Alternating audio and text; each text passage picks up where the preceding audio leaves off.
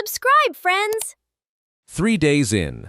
The Super Duper soup shop had been open for exactly 3 days. Sheamus was feeling good about this. On the first day, 3 children had come.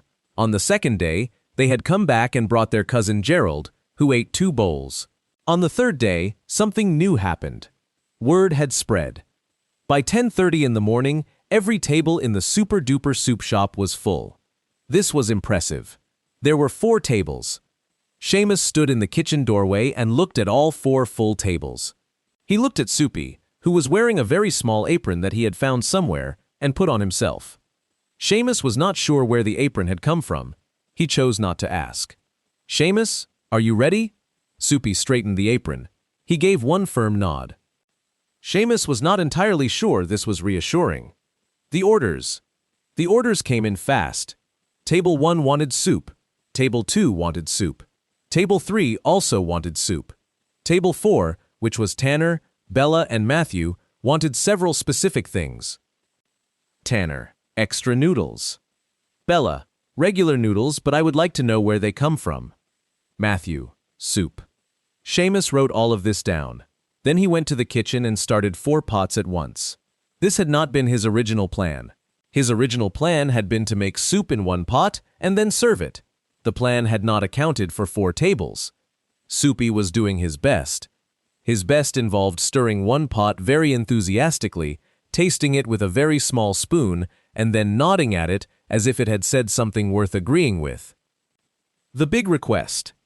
Things were going quite well until Table 2 had an additional request.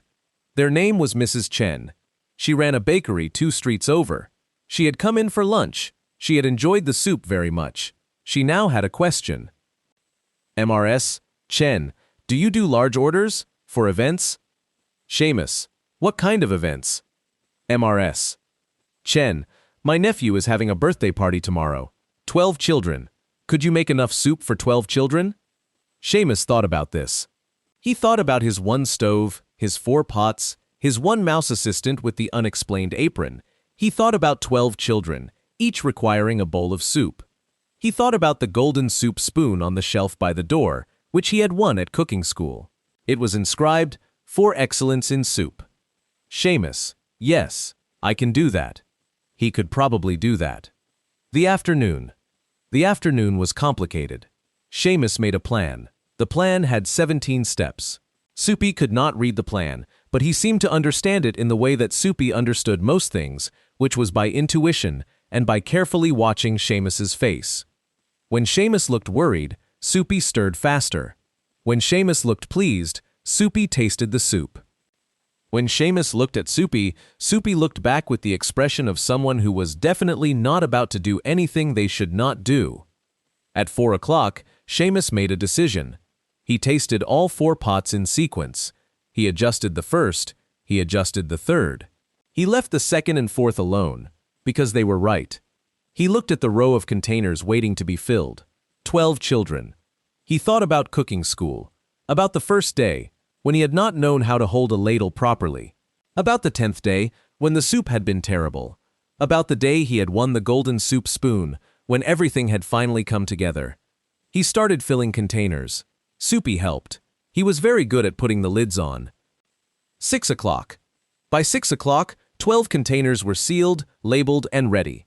Tanner, who had been waiting at his table for an unreasonable amount of time, looked up. "Tanner, are those all soups?" Sheamus, "Those are all soups." Tanner, "For the birthday party?" Sheamus, "For the birthday party." Tanner, "Can I come?" Sheamus, "No." Tanner, "Fair." Mrs. Chen arrived at 6:15. She looked at the containers. She opened one and smelled it. She put the lid back on carefully. "MRS Chen, I'll be back next week." After closing, Sheamus nodded. He went back to the kitchen. He sat down for the first time all day. Soupy climbed up onto the counter and sat next to him. They were both very tired. Then Soupy reached into his apron pocket and produced a very small biscuit. He offered half to Sheamus. Sheamus looked at the biscuit. He looked at Soupy. He had absolutely no idea where Soupy had gotten a biscuit from. He took it anyway. It was a very good biscuit. Hi friends, buy these 3 great books by Gerald J. Roach on Amazon. First, Sheamus makes a mess in cooking school. Then, a boy learns about his daddy's green thumb. And don't miss the soup, subscribe and click the links below.